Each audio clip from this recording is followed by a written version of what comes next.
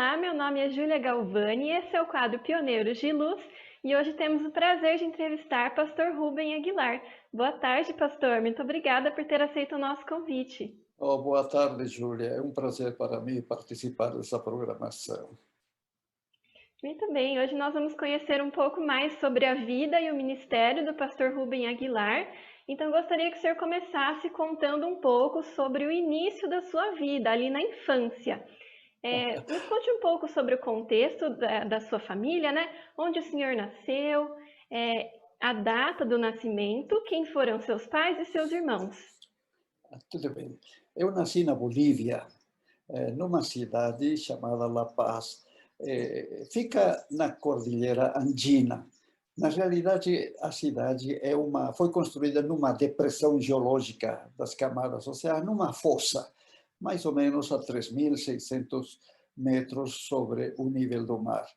Ali nasci e foi uma época quando começava a Segunda Guerra Mundial. O dia do meu nascimento é 2 de maio do ano 1940. Por alguns fatos aí que aconteceram nesse dia, para mim é uma data meio histórica, relacionada com a guerra, relacionada com o dia 2 de maio. Ali cresci e os meus primeiros anos, quando estava já começando a perceber do acontecer, os 3, 4, 5 anos, comecei a ver, por estímulo da minha mãe, a ler principalmente os titulares dos jornais. E fiquei repetindo vários nomes daquela grande contenda bélica, nomes dos personagens da guerra: Hitler, Dwight Eisenhower, o presidente Franklin Delano Roosevelt e outros personagens. Então, ficou na minha memória esses nomes e, embora eu não entendia muito bem como era o desenvolvimento da guerra, mas aquilo me fazia, dava uma influência na minha imaginação de como uma guerra, uma bomba estourando e as pessoas sendo dilaceradas e mortas, etc. Bom, Qual o nome dos seus pais, pastor? os meus pais, meu pai, o nome dele era Santiago Aguilar, os dois falecidos agora, mas Santiago Aguilar, ele dedicava suas atividades ao comércio em geral. A minha mãe, o nome dela, Domitila Santos, ela tinha ocupação de costureira, ela fazia uniformes para trabalhadores, os famosos overall, quer dizer, eram macacões, e se especializava para esse trabalho. E com isso, nós podíamos sustentar. Ou seja, minha família foi muito reduzida. Só tive uma irmã. Nasceu uns 3 anos antes do meu nascimento, era mais velha, e eu. Somos os únicos dois. E crescemos juntos, mantendo uma unidade familiar. Crescemos no mesmo lugar onde nascemos, contemplávamos a cidade, ainda não era tão bem construída como agora, e contemplávamos em torno da cidade algumas montanhas entrecortadas que no inverno apareciam cobertas de neve. Para nós era Que um bonito. divertimento aquilo. Uhum. Pastor, a sua família era adventista? Como é que o adventismo chegou até o senhor ou até os seus pais? A minha conversão, na realidade, né? Nós não nascemos adventistas e quase até os 22 anos eu estava relacionado com a Igreja Católica. E a conversão de muitas pessoas sempre é um evento transcendental, porque há um estímulo para mudar de vida, que é o fato da conversão. Para muitos, esse evento é algo agradável, é um chamado e pode ser um cenário que reúne alegria, mas no caso da minha conversão, o cenário era diferente, era aflitivo. A minha família estava passando um momento difícil financeiramente. O meu pai, que se dedicava ao negócio, negociava muito, ele entrou numa situação muito difícil de dívidas. Então, aquelas dívidas eram tão impositivas, tão fortes, que afetavam a estabilidade do meu lar.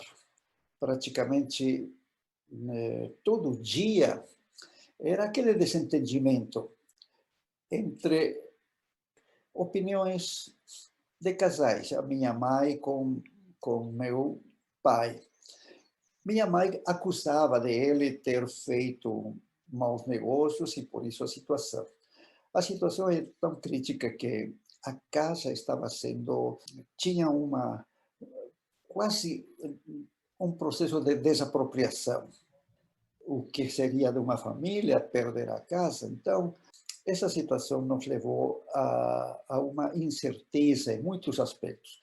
Eu estava na faculdade, estudava primeiro ano de engenharia de petróleos, e para não presenciar aquele momento de desacordo, porque desde que o sol aparecia até se esconder era tudo aquela briga, sensação bélica. Então, para não presenciar essa desarmonia no lar, eu saía cedo de casa, com um de jejum bem leve, e ficava na faculdade e voltava só de noite. E, na realidade, dos ensinos do catolicismo não ficava nada em mim. Praticamente já havia perdido a noção de religião, o contato com Deus. Quando eu estudava em colégio católico, eu assistia à missa. Eu tinha uma aparente comunhão com Deus, mas agora não. E então, um dia, eu não sei, não posso lembrar o que precisava. Eu voltei para o lar, para minha casa. Era mais ou menos entre as 10 às 11 horas da manhã. E entrei quase sem fazer barulho. E cheguei ao quarto da minha mãe, abri a porta devagar e escutei um lamento muito pesado, doído. E me aproximando, vi de costas a minha mãe. Ela não reparou. Ela estava de joelhos fazendo oração, vítima do desespero da situação, da crise financeira em que nós vivíamos. E ela fazia oração a Deus, com as palmas das mãos estendidas, como querendo receber uma ajuda. E chorava. Aquilo me impressionou, eu que não estava mais acostumado a clamar a Deus, solicitar uma ajuda, me impressionou de tal maneira que eu me perguntei a mim mesmo, existe Deus? Deus é um ser capaz de resolver situação tão crítica em que nós vivíamos? Em casa nós tínhamos uma Bíblia. Ninguém lia. Estava num lugar empoeirado. Um desses dias aí, imediatos, naquela pergunta de ansiedade da existência de Deus, da capacidade de abri a Bíblia. Ao abrir, vi o verso, e o verso onde estava escrito era Êxodo capítulo 20, e disse, lembra-te de guardar o dia sábado. E a sequência do mandamento. E na minha mente surgiu uma espécie de reverência que se deve ter no dia sábado para ter comunhão com Deus. Então, aquilo me aliviou, estava dissipando minhas dúvidas sobre o poder de Deus. Naquela ocasião, um dos meus tios já estava mais envolvido dentro da igreja adventista. Até recebíamos certos convites, mas ele desistiu quando viu nossa indiferença. Mas, depois de eu ter lido a Bíblia, ele apareceu, me parece que era uma sexta-feira, mais propriamente, sábado de manhã, ele apareceu em casa. E ele me disse: Rubem, hoje é sábado, de tarde, haverá um programa de jovens. Você vai ver como os jovens debatem problemas da sociedade, problemas humanos, e você vai gostar. Você não gostaria de ir neste sábado de tarde à igreja? E dentro de mim, eu respondi, sem falar, sem pronunciar, é isso que eu queria, um convite para assistir à igreja. Desde aquele momento, então, eu vi que Deus ia solucionar o nosso problema. O problema familiar da minha mãe com meu pai não foi solucionado. Meu pai, para dar mais tranquilidade, porque vinha da fiscalização, a nossa casa estava em processo.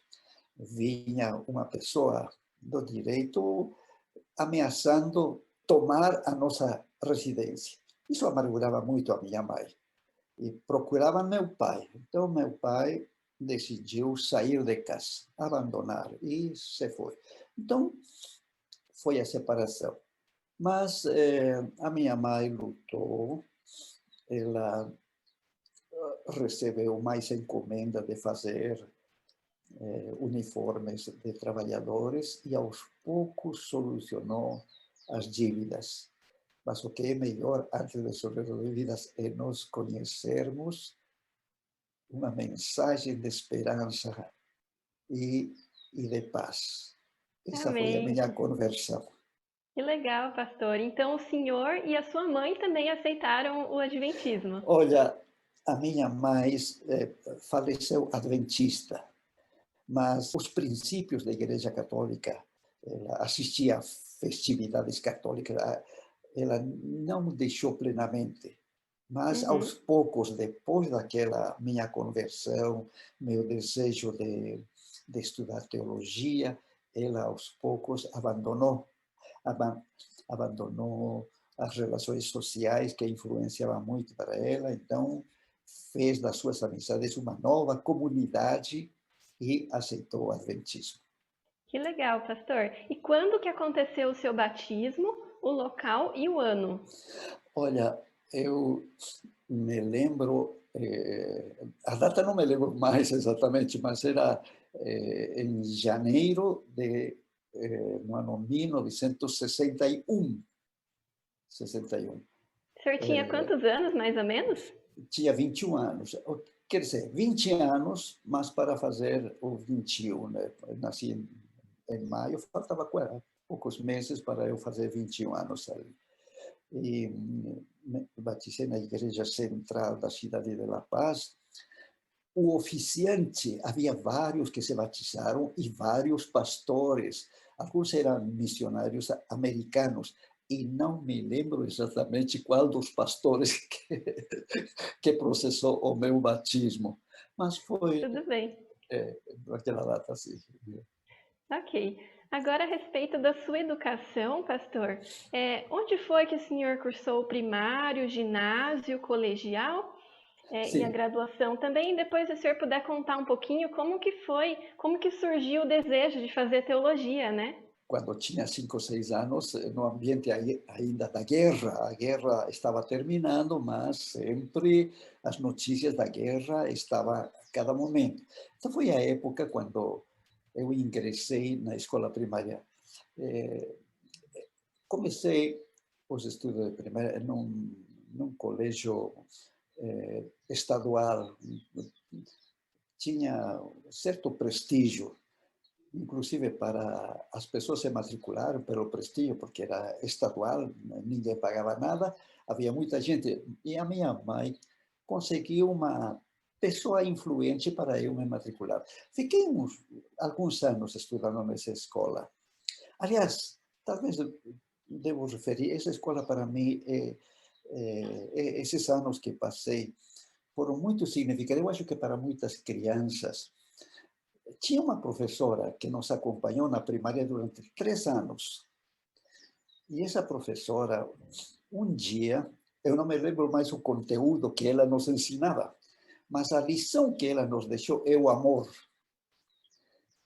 Um dia, ela nos disse, nos tratou com uma linguagem muito afetiva, uma demonstração da sua personalidade, de carinho. Disse para os 30, 35 alunos que fechassem os olhos, que ela vai demonstrar certo apreço.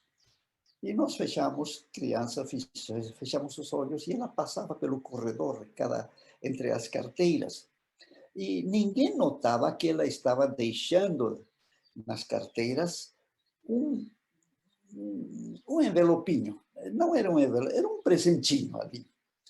E depois de ela percorrer todo, ela novamente nos falou: agora vocês podem abrir os olhos e vejam o que tem acima da carteira. Abrimos o envelope, era um doce de chocolate, mas era uma espécie de bolacha banhada com chocolate que ela havia feito no dia anterior e durante a noite para nos presentear.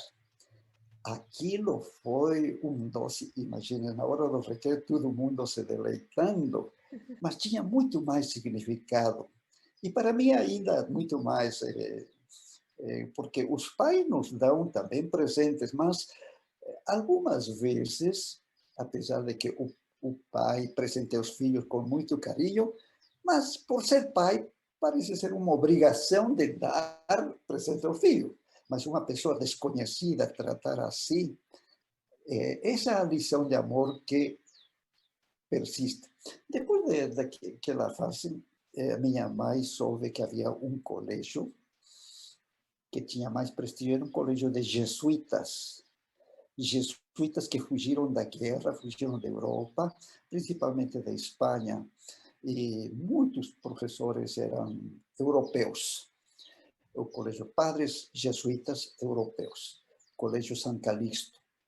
Então, eu comecei a estudar nos últimos anos do curso primário e o colegial no Colégio São Calixto. O que eu recebi daquela instituição foi a disciplina, o rigor no cumprimento das obrigações do estudante, e só isso, porque apesar de ser um colégio jesuíta, cristão, a obrigação era de assistir à missa, aprender um pouco o catecismo, mas nada mais sobre religião. Então, terminando aquilo, na minha formação, veio a minha conversão. Eu, estando no colégio dos jesuítas, na década dos anos 50, em Bolívia descobriram poços petrolíferos e a maioria dos alunos tinha como sonho estudar uma carreira relacionada com os petróleos. Então havia engenharia de petróleos, geologia, petroquímica. Eu decidi estudar engenharia de petróleos. Mas saindo do colégio dos jesuítas, perdi a noção da religião. E é aí que aconteceu a minha conversão. Imediatamente, quando me converti, deixei a faculdade e senti como um chamado, um desejo. Eu disse para minha mãe: mãe, eu quero ser um pastor adventista, estudarei teologia. Ela não foi muito indiferente a esse respeito, e ela me disse que ia me ajudar no que era possível. E eu, em Bolívia, a igreja não estava muito equipada institucionalmente, então fui a estudar teologia no Peru. Fiquei ali 2 anos. Qual o nome da instituição ali no Peru? No Peru, naquela ocasião, chamava-se Colégio União, influência americana, porque nos Estados Unidos, tudo era Union College, Pacific Union College, Atlantic Union College, ou seja, Colégio União do Pacífico. E ali no Peru era Colégio União. Então, agora é Universidade União do Peru. Aí comecei a estudar teologia. Depois me deu vontade de visitar outros lugares para continuar estudando teologia. Aí cheguei ao Brasil e estudei um ano de teologia em São Paulo, no Instituto Adventista de Ensino. E Isso depois foi me logo fui... após a graduação? Não, eu era... um curso normal de graduação de teologia, mas não terminei no Brasil. Me fui para a Argentina para prosseguir e concluir os 4 anos de teologia. Ou seja, teologia fiz em três lugares, no Peru, Brasil Ok. e Argentina. E então eu voltei para a Bolívia para trabalhar dentro da obra, mas na Bolívia fundaram alguns colégios primário e secundário, colegial. E o que precisavam não era pastores, embora sempre precisavam, mas no momento precisavam professores. E eu cheguei e me colocaram como professor. Então, eu estudei teologia, claro, o tempo que passei estudando anteriormente engenharia de petróleos me dava opção para lecionar algumas matérias das ciências exatas. E comecei a lecionar, mas eu não me sentia muito à vontade. Aí Qual foi o decidi, ano do primeiro chamado? era o ano 65. O ano 65 já estava. Então decidi, dando aulas, decidi estudar química. E comecei a estudar química. Mas a gente não pode trabalhar e estudar ao mesmo tempo.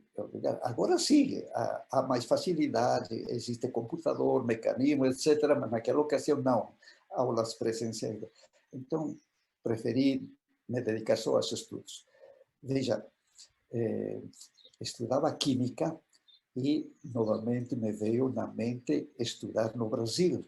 Voltei para o Brasil para continuar estudos de química. Era o ano já 66. Comecei em 65, 66, mas no Brasil eu não podia estudar química, não podia continuar. Eu tinha que escolher outra disciplina. E optei por biologia. As leis em relação à educação já auxiliam os alunos. Naquela ocasião, não.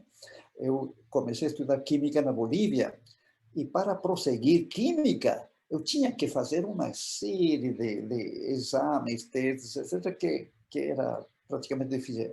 Hoje não é tão não, restringido assim esse processo. Então, Uhum. comecei a estudar biologia.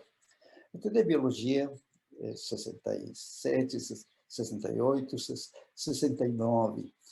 Foi em qual faculdade que o senhor fez biologia?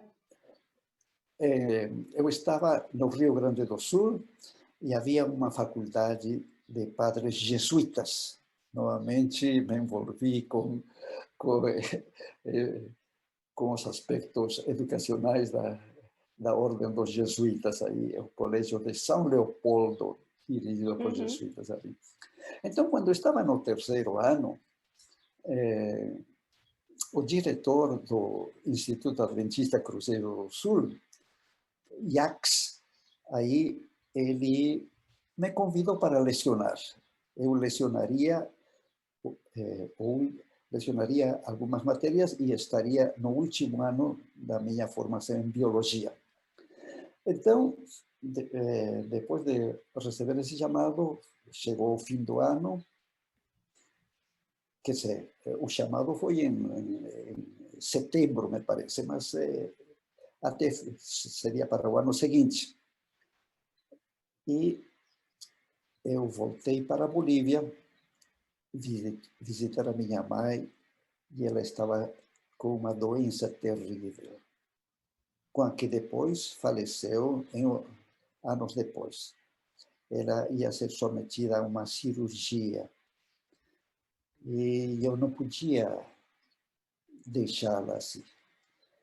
Em Bolívia, então, eu escrevi uma carta para o diretor do IAGS, renunciando ao chamado.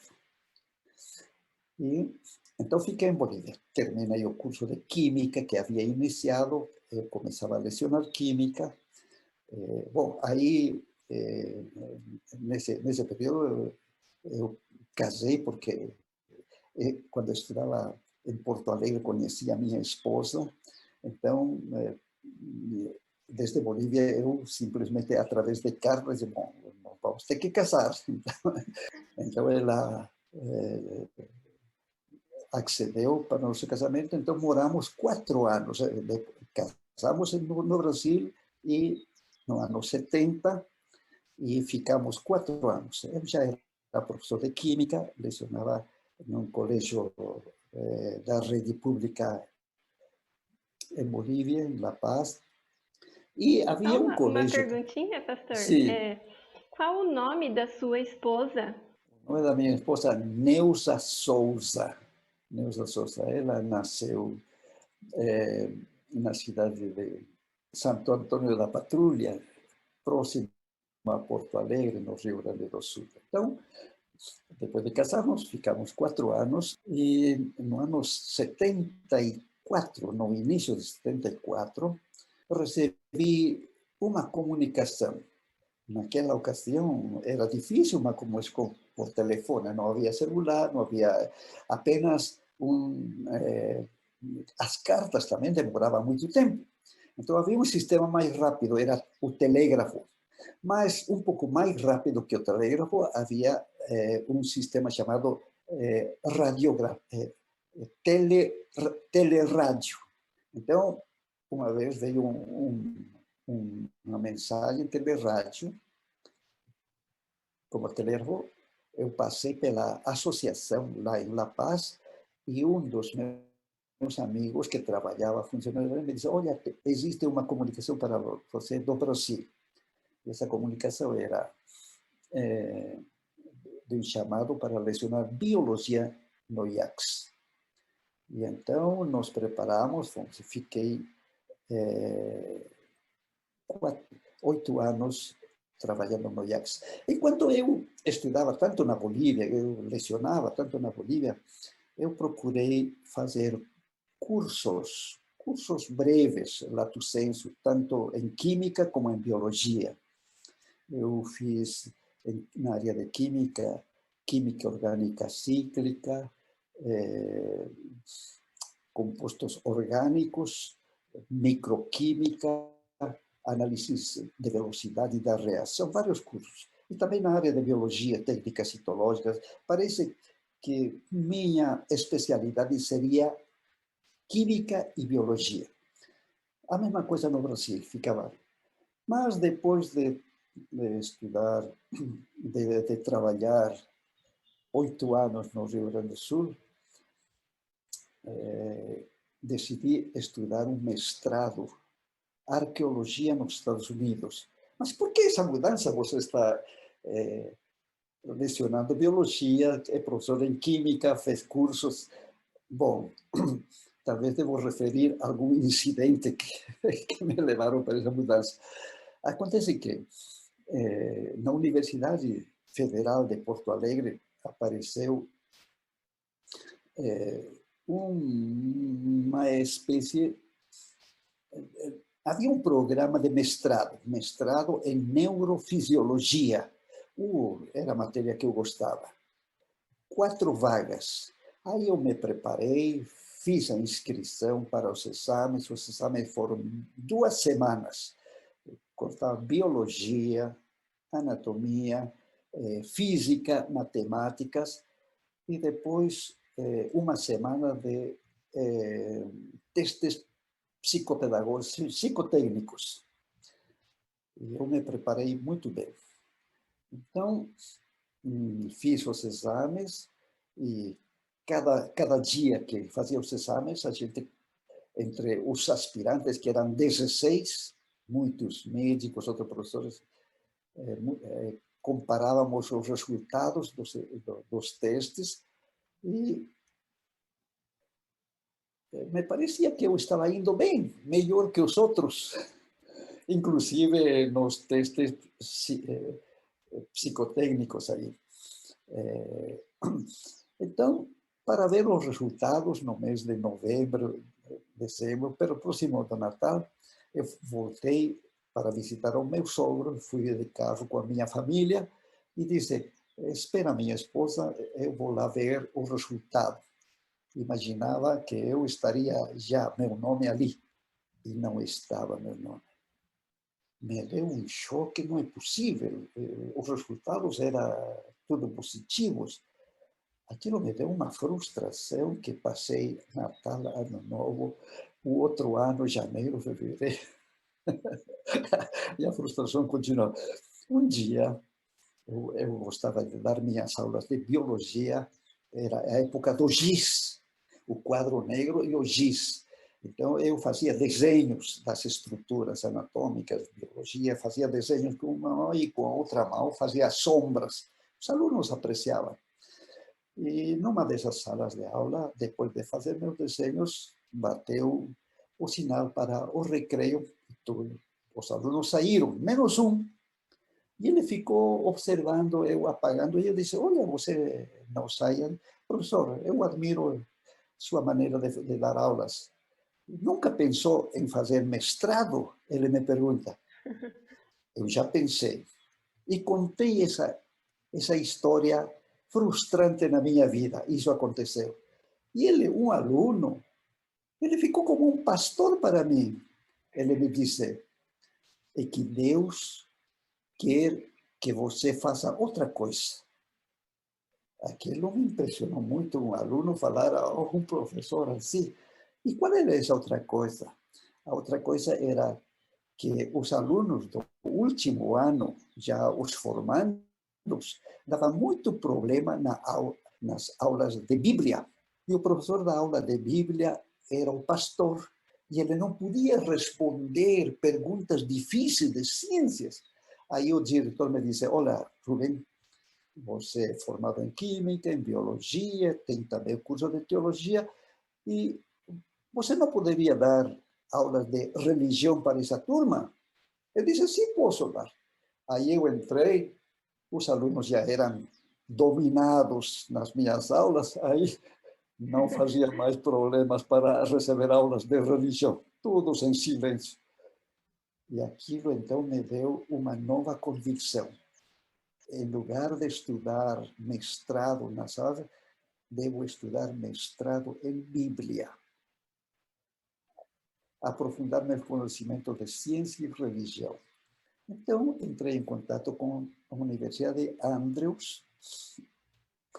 Preparei-me 2 anos estudando o inglês, estudando mais outras matérias e economizando o possível para cobrir as finanças lá nos Estados Unidos. E fiquei 82 e 83 com a minha família, 2 anos para ter a graduação em arqueologia. Voltando de arqueologia, eu voltei para o Brasil com a ideia de continuar lecionando biologia. Mas os diretores da obra, presidentes da União, outros, me diziam, não, você não vai lecionar mais biologia, você vai lecionar teologia.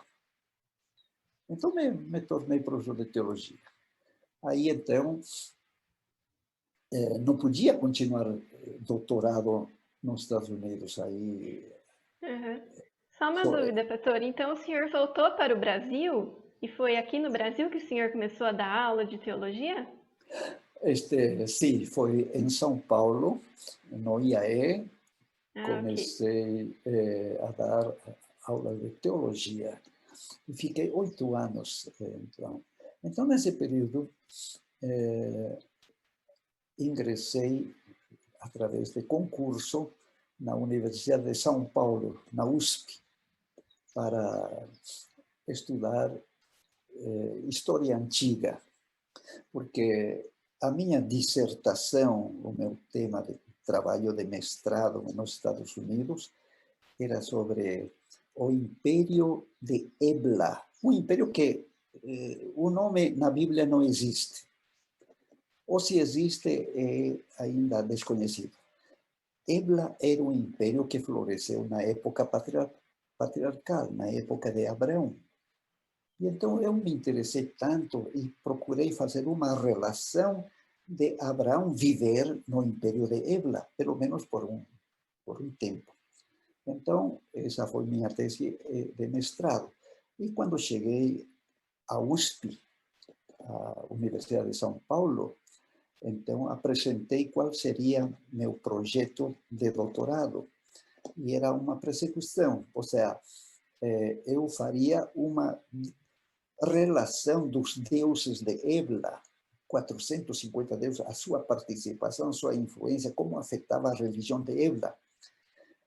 E a minha intenção era defender que um dos deuses de Ebla era Jeová. O Deus Jeová, Deus não somente de judeus, senão de hebraitas. Bom, tem outros pormenores aí que depois tive que mudar a tese para outra tese, mas essa aí é a minha formação. Eu cheguei até a me formar em doutorado na Universidade de São Paulo. Ok. Agora, continuando, né, o seu ministério, pastor, o senhor poderia dar um breve histórico dos locais e dos anos onde o senhor trabalhou até a aposentadoria? Então, até aqui o senhor já mencionou que deu aulas no IAE, né? Depois o senhor fez o doutorado. E em seguida, onde o senhor trabalhou?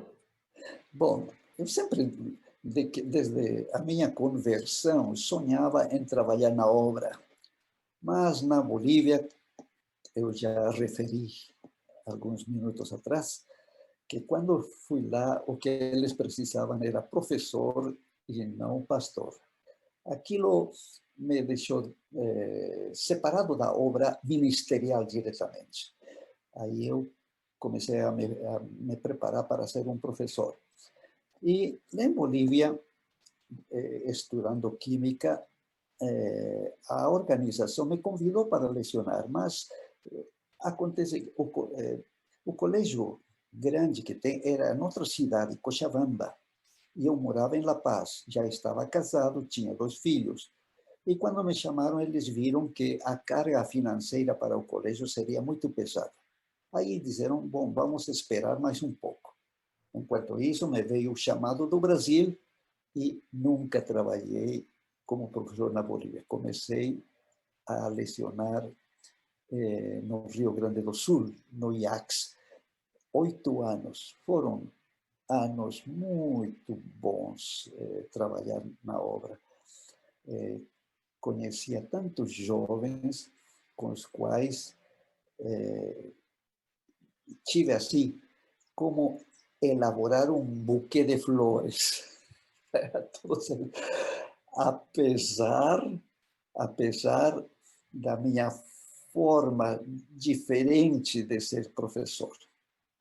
Veja só, de vez em quando me encontro com aqueles já homens formados, maduros, aí eles me dizem, professor, foi por o senhor que estudei engenharia, foi porque o senhor me inspirou para eu estudar medicina. E sobre medicina são várias aí. Que Mas legal! e eu agradeço a eles, mas em algum momento parece que a minha rigidez podia ter prejudicado. Eu saí do colégio dos jesuítas, daquela disciplina, e eu coloquei essas normas de disciplina nos meus alunos do IACS.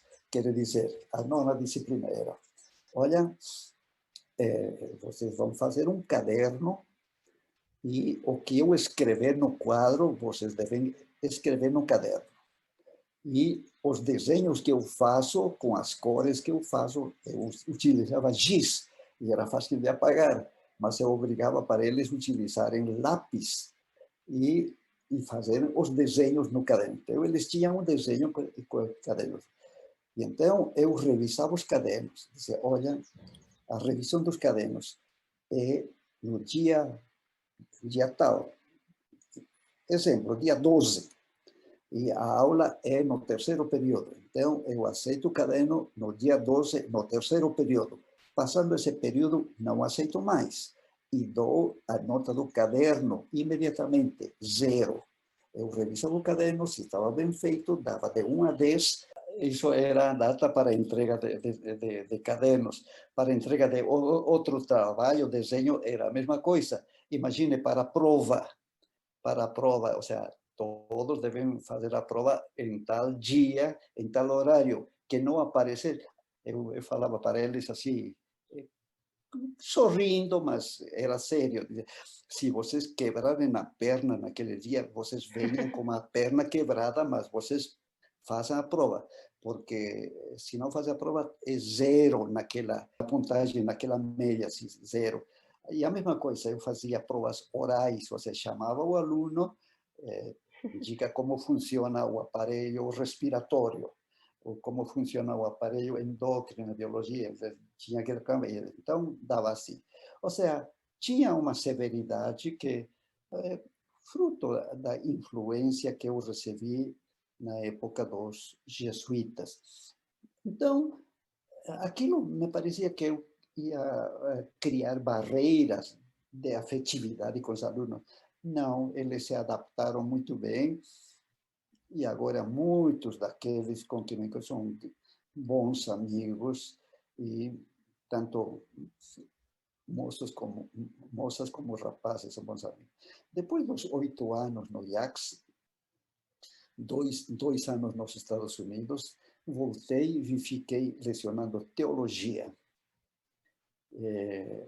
No IAE. No IAE em São Paulo, no IAE em São Paulo.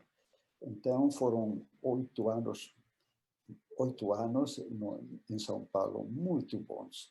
Aliás, faz 2 anos, a turma que se formou em 88 me convidou para uma reunião. Eles estavam celebrando 30 anos de formandos. E, oh, como passou o tempo, 30 anos de pastores aí. Aí eu dei uma mensagem para eles e nos abraçamos, lembrando, foram anos muito frutíferos em termos de amizade. A obra cresceu e a administração viu transferir, não fechar o IE São Paulo, mas alguma parte transferir para outro local. E o que foi transferido foi a Faculdade de Teologia. Então, eles adquiriram um grande terreno no que é agora o município de Engenheiro Coelho, e foi construído ali o IAE Engenheiro Coelho. Hoje é UNASP Engenheiro Coelho. Então, desde 94, a transferência foi em 92, mas eu morava em São Paulo, vinha semanalmente para dar aulas, mas morando já efetivamente desde 94, até minha jubilação, que foi em 2012. 26 anos lecionando teologia. Tanta história, tanta... tem a Casa Publicadora, a Casa Brasileira, a CPB, Casa Publicadora Brasileira, edita a meditação, e a meditação da mulher. Que histórias impressionantes. Então, muitos nomes não são conhecidos, mas depois, no final das páginas, aparece alguma pequena biografia da autora que escreveu aquela página. E aí diz, fulana de tal, ela é casada com o pastor tal. Oh, meu aluno. E que história impressionante, como são heroínas aquelas moças que estão dando uma aureola dourada de estímulo e entusiasmo para seus maridos pastores. Que satisfação. Amém. Pastor, foram quantos anos ao todo de trabalho na obra? Na obra mesmo desde 74, 38 anos, praticamente, Ok. dentro da obra. Sim. Agora uma perguntinha um pouco mais difícil, mas é importante. Júlia. Ao, ao longo de quase 40 anos de ministério, pastor, qual que o senhor considera que foi o seu legado? Como que o senhor foi usado por Deus para abençoar outras pessoas? Olha, na realidade, quem poderia responder bem a essa pergunta são os próprios alunos. E eu tenho aqui, só para mostrar assim, o que eles pensam daquilo que eu fiz dentro da obra. Eu coloco aqui numa prateleira com os livros umas placas assim. São várias que eu tenho assim, que eu recebi na época da formatura, em outras ocasiões. Mas veja, eu vou ler desta aqui. Tenho outras várias que não posso tirar agora assim. Mas esta aqui que é impressionante. Diz assim: professor Rubem Aguilar. Para alguns, Deus dá dons raros. A você, ele concedeu um megacéfalo. Assim, ouvi-lo durante as aulas foi como presenciar uma cachoeira de extraordinária beleza e magnitude. Um desfile de ideias, palavras e memórias sem precedentes. No entanto, o mais admirável foi a sua atitude de inconfundível humildade, a despeito da genialidade.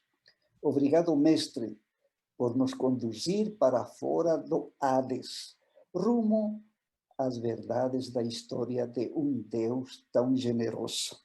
Amém. Eles mencionaram a palavra Hades. Hades, em grego, é uma referência ao sepulcro, mas também ao inferno. Então, na sala de aula, quando algum aluno não respondia a pergunta ou faltava, eu mandava para o Hades, mandava ao sepulcro ou ao inferno. Mas eles sabiam que eu estava brincando, mas eu dizia, vai para o Hades. E eles mencionaram aqui. Então, o meu legado é ter sido um professor que me procurava mostrar afeto e transmitir a eles conhecimento, tanto das Sagradas Escrituras, que é o conhecimento da natureza divina, como das ciências naturais, que é o conhecimento de Deus refletido nos fenômenos da natureza. Em alguns momentos, eu representava a afirmação bíblica com conhecimento da natureza. Porque Jesus disse, tomai, bebei, isto é meu sangue. Porque era o suco da uva. Porque, na realidade, existe, tanto na composição química como na função, algo da uva que representa a vida que Deus nos dá. Então, essa relação eu fazia com os alunos e procurava que eles entendessem mais a esse respeito. O senhor teve produções literárias? O senhor poderia citar também o título da sua dissertação de mestrado e da tese? E se houveram livros que o senhor escreveu? No mestrado, o título era, bom, em inglês, né? Em inglês, assim. Pode ser em inglês. Telmar Dick Ibla and its relationship with the patriarchal period. Ou seja, Telmar Dick é o lugar de florescimento do Império de Ebla. Telmar Dick Ebla e sua relação com o período patriarcal. Esse foi meu trabalho mestrado. Agora, o doutorado, o primeiro doutorado na USP não foi aceito pelo nome de Deus, Jeová, porque eles consideram porque para justificar os atributos de Deus se tinha que utilizar a Bíblia. E na USP, a Bíblia não é um livro científico, é um livro dogmático que revela crendices que não podem ser aceitas como algo específico. Então, me recomendaram eu negar a Bíblia, e eu não podia negar isso, então neguei a tese. E fiz outra segunda tese, mais 6 anos de estudo no doutorado, sobre a noção de valor no período patriarcal. Porque eu assisti uma aula muito interessante, como é que no período antigo davam valor aos objetos. Por exemplo, não havia moeda. Então, como sabiam que o trigo vale 2 vezes ou 3 vezes mais que a cevada? Como podiam dar valor a uma mesa de madeira ou a transporte de toras? Como eles podiam pagar? Então, a noção de valor. E existem algumas teorias a esse respeito. Teorias, um objeto vale em relação ao período ao tempo de trabalho que dura. Se uma mesa dura 3 dias em fazer e uma cadeira só 2 dias, então a mesa vale mais que a cadeira. A outra teoria em relação ao uso.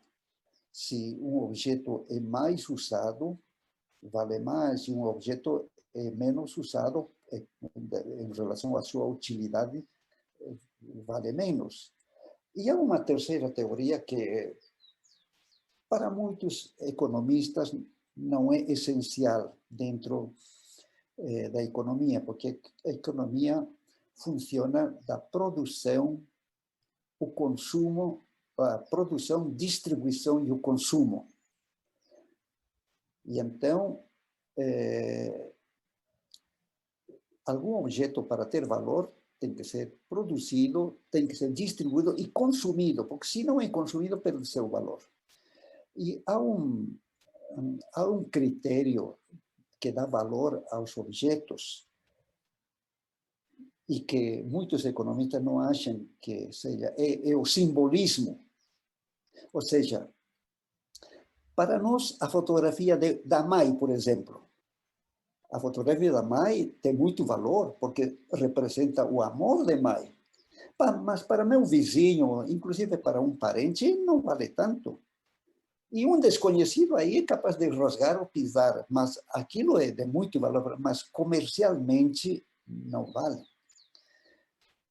Então, me veio na mente fazer uma tese em relação à noção de valor dentro da época patriarcal. Como eles davam valor, já seja pela utilidade, já seja pelo tempo de uso, ou pelo simbolismo. E, na realidade, eram as duas primeiras. Mas nasceu na minha mente uma ideia de que, no período patriarcal, não tinha valor isso. O que era importante e dava valor era o símbolo. E qual o símbolo? Era a aliança. Aliança, porque Deus disse: eu te darei a terra e você vai ser o pai de uma grande nação. E em relação a essa noção da aliança, é que o período patriarcal se dava muito valor. Valor em quê? Nos princípios da aliança. Por exemplo, os princípios da aliança além da circuncisão, a obediência, o ano sabático, o ano do jubileu, a primogenitura, o próprio casamento, a hospitalidade e vários outros princípios que realizavam baseados na aliança. Isso levou economicamente ao florescimento do período patriarcal, até o reino de Israel. Então, defendi esse fato e a USP me deu o título de doutor em História Antiga. E o senhor também escreveu alguns livros? O senhor gostaria de Sim, mencionar? escrevi vários artigos que foram publicados nas revistas adventistas, no Ministério assim, e um livro miscelânea que trata de vários aspectos, de vários tópicos mais relacionados com a teologia. E foi feito a segunda edição da revista Miscelânea. É mais um livro assim para teólogos, pastores, porque tem uma terminologia técnica e para quem não está familiarizado com a terminologia teológica, alguns conceitos não são muito inteligíveis, difícil de entender. Estou finalizando escrever, não um comentário, mas uma interpretação do livro de Eclesiastes. Na minha mente, e a sugestão de algumas pessoas é fazer a minha tese de doutorado em relação ao período patriarcal, algo mais que não seja tão técnico, uma linguagem mais comum. Por quê? Porque, na realidade, eu finalizo a minha tese de doutorado da noção de valor no período patriarcal, indicando que é a sociedade que funciona economicamente onde ninguém compra, ninguém vende. Mas como há uma sociedade, é por isso que existe a primogenitura, o casamento, a distribuição de riqueza, mas ninguém compra, ninguém. E existe outras, né, de favorecer ao pobre. O ano de jubileu, o ano sabático é para cuidar dos pobres.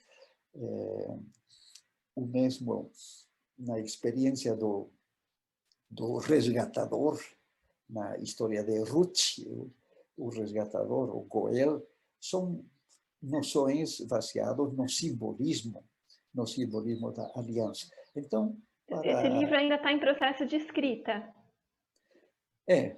Eu gostaria de essa tese deixar numa linguagem mais, diremos assim, mais acessível para as pessoas, principalmente da nossa igreja, né? E a nossa igreja talvez chegue uma época, assim como os primeiros cristãos, uma comunidade onde só entre os cristãos não há pobres, porque ninguém compra, ninguém vende. Aquele que tem mais distribui com os outros. E a nossa igreja, na prática de mordomia, seria isso, né? Voltar aos princípios do período patriarcal. Ok, pastor, nosso tempo já está um pouquinho avançado. Então, caminhando já para o final da entrevista, né? Qual o seu verso favorito da Bíblia e por quê? E que mensagem que o senhor gostaria de deixar para quem for assistir a esse vídeo? Um verso que me inspira, um verso bíblico que me inspira muito, e sempre me inspirou desde a minha conversão, é aquela que diz, olha, sabia mais em espanhol, mas português, quem habita ao abrigo de Deus, a sombra do Onipotente permanecerá. Ou seja, é um texto que, para mim, me dá uma noção de segurança, de bem-estar. Quem habita ao abrigo do Onipotente, ao abrigo de Deus, a sombra do Onipotente estará.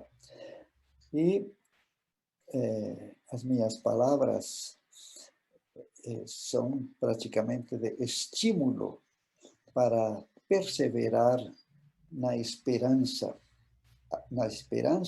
do cumprimento das promessas divinas.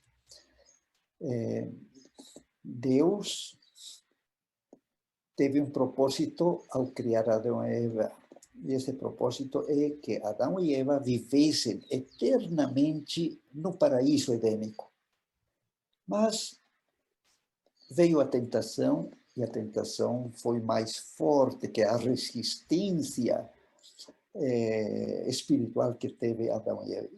Cederam à tentação e caíram em pecado, na desobediência.